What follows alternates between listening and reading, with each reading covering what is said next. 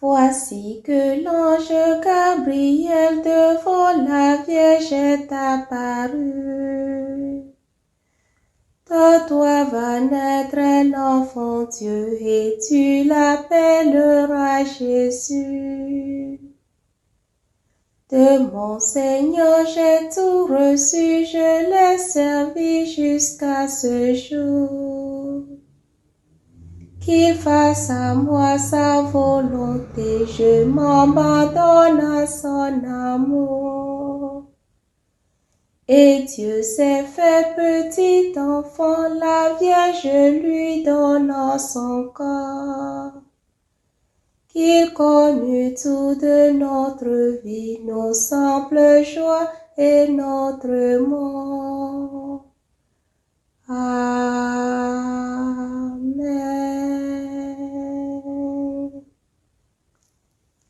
Prie pour nous, Sainte Mère de Dieu, afin que nous soyons rendus dignes des promesses du Christ. Prions. Que ta grâce, Seigneur, se répande en nos cœurs. Par le message de l'ange, tu nous as fait connaître l'incarnation de ton Fils bien-aimé. Conduis-nous par sa passion et par sa croix jusqu'à la gloire de la résurrection, par le Christ notre Seigneur. Amen.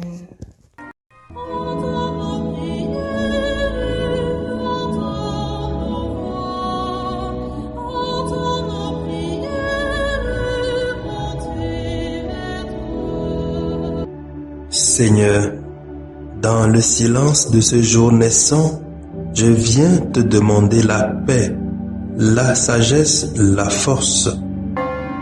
Je veux regarder aujourd'hui le monde avec des yeux tout remplis d'amour, être patient, compréhensif, doux et sage, voir au-delà des apparences tes enfants, comme tu les vois toi-même, et ainsi ne voir que le bien en chacun. Ferme mes oreilles à toute calomnie. Garde ma langue de toute malveillance.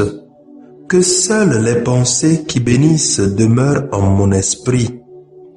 Que je sois si bienveillant et si joyeux, que tous ceux qui m'approchent sentent ta présence. Revêts-moi de ta beauté, Seigneur, pour qu'au long de ce jour, je te révèle. Amen. Écoutons les lectures de ce lundi 5 juin, 9e semaine du temps ordinaire, lues par la sœur Sandra Ametitovi et le frère Jean-Paul Lawson, Société des missionnaires africains, commenté par le diacre Justin Dikonou SMA. Lecture du livre de Tobie 1, 3, 2, 1b8. Moi, Tobie, j'ai marché dans les voies de la vérité et j'ai fait ce qui est juste tous les jours de ma vie. J'ai fait beaucoup d'aumônes à mes frères et aux gens de ma nation qui avaient été emmenés captifs avec moi au pays des Assyriens, à Ninive. Lors de notre fête de la Pentecôte, qui est la sainte fête des semaines, on me prépara un bon repas et je m'étendis pour le prendre. On plaça devant moi une table et on me servit quantité de petits plats. Alors je dis à mon fils Tobie, « Va, mon enfant, essaie de trouver parmi nos frères déportés à Ninive un pauvre qui se souvienne de Dieu de tout son cœur. Amène-le pour qu'il partage mon repas. Moi, mon enfant, j'attendrai que tu sois de retour. » Tobie partit chercher un pauvre parmi nos frères. À son retour, il dit, « Père, qu'y a-t-il, mon enfant ? » « Père, quelqu'un de notre nation a été assassiné. Il a été jeté sur la place publique. Il vient d'y être étranglé. » Laissant là mon repas avant même d'y avoir touché, je me précipitai. J'enlevai de la place le cadavre que je déposai dans une dépendance en attendant le coucher du soleil pour l'enterrer. À mon retour, je pris un bain et je mangeai mon pain dans le deuil, en me rappelant la parole que le prophète Amos avait dite sur Béthel. Vos fêtes se changeront en deuil et tous vos chants en lamentation.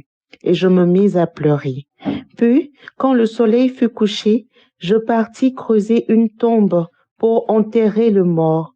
Mes voisins se moquaient de moi. N'a-t-il donc plus peur, disait-il, on l'a déjà recherché pour le tuer à cause de cette manière d'agir et il a dû s'enfuir. Et voilà qu'il recommence à enterrer les morts.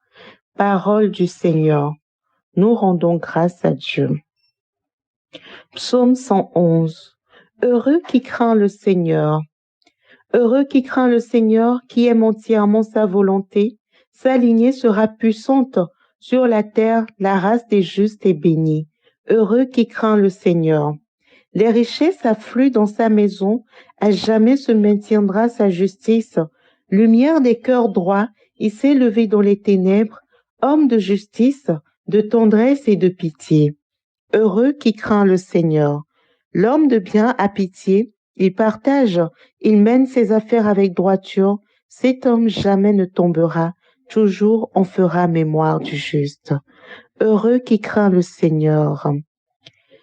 Alléluia, Alléluia, Alléluia, Alléluia, Alléluia, Alléluia, Alléluia.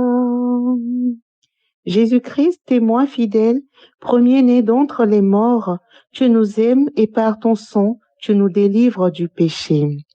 Alléluia, Alléluia, Alléluia,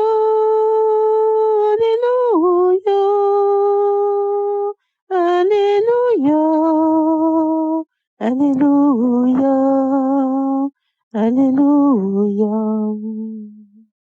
Le Seigneur soit avec vous et avec votre esprit. Évangile de Jésus-Christ selon saint Marc. Gloire à toi, Seigneur. Marc 12, 1 à 12. En ce temps-là, Jésus se mit à parler en parabole aux chefs des prêtres, aux scribes et aux anciens. Un homme planta une vigne. Il l'entoura d'une clôture, y creusa un pressoir et y bâtit une tour de garde. Puis, il loua cette vigne à des vignerons et partit en voyage. Le moment venu, il envoya un serviteur auprès des vignerons pour se faire remettre par eux ce qui lui revenait des fruits de la vigne. Mais les vignerons se saisirent du serviteur, le frappèrent et le renvoyèrent les mains vides. De nouveau, il leur envoya un autre serviteur, et celui-là, ils l'assommèrent et l'humilièrent. Il en envoya encore un autre, et celui-là, ils le tuèrent. Puis, beaucoup d'autres serviteurs. Ils frappèrent les uns et tuèrent les autres. Il lui restait encore quelqu'un, son fils bien-aimé. Il l'envoya vers eux en dernier, en se disant, « Ils respecteront mon fils. » Mais ces vignerons-là se dirent entre eux, « Voici l'héritier, allons-y, tuons-le, et l'héritage va être à nous. » Ils se saisirent de lui, le tuèrent et le jetèrent hors de la vigne. Que fera le maître de la vigne? Il viendra, fera périr les vignerons et donnera la vigne à d'autres. N'avez-vous pas lu ce passage de l'Écriture? La pierre qu'ont rejetée les bâtisseurs est devenue la pierre d'angle. C'est là l'œuvre du Seigneur, la merveille devant nos yeux. Les chefs du peuple cherchaient à arrêter Jésus, mais ils eurent peur de la foule. Et ils avaient bien compris en effet qu'ils avaient dit la parabole à leur intention. Ils le laissèrent donc et s'en allèrent. Acclamons la parole de Dieu. Louange à toi, Seigneur Jésus. La liturgie de ce matin nous invite à méditer sur la parabole du vigneron homicide. Dans cette parabole, la tentation, c'est de pointer directement du doigt aux Juifs qui n'ont pas pu porter du fruit escompté, fruit de la fidélité, de la justice, de l'amour du prochain, de la solidarité. Pourtant, la tentation nous guette tous de faire comme ces vignerons.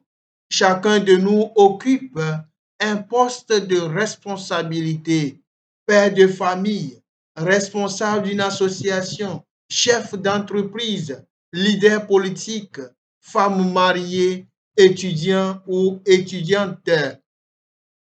En nous confiant ces différentes responsabilités, Dieu espère certainement quelque chose de nous. Comme le dit saint Augustin, Dieu qui nous a créés sans nous, il n'a pas voulu nous sauver sans nous. L'homme n'est pas une marionnette dans la main de Dieu. L'homme, par ses responsabilités, doit participer à son salut et contribuer au salut des autres. Voilà pourquoi, le moment venu, le Seigneur envoya ses serviteurs auprès des vignerons pour se faire remettre à eux ce qui lui revenait des fruits de la vigne. Chers frères et sœurs, le poste de responsabilité que tu occupes aujourd'hui ne relève pas du hasard, mais elle est voulue par Dieu. C'est de la volonté de Dieu que tu sois là afin de porter du fruit et d'aider les autres à faire de même. Dieu attend de toi des valeurs. La parabole de vigneron homicide est une interpellation à revoir notre vie. Si Dieu vient aujourd'hui, trouvera-t-il du fruit sur toi? Qu'as-tu fait des serviteurs qui t'ont envoyé? Les prêtres, les pasteurs et surtout sa parole.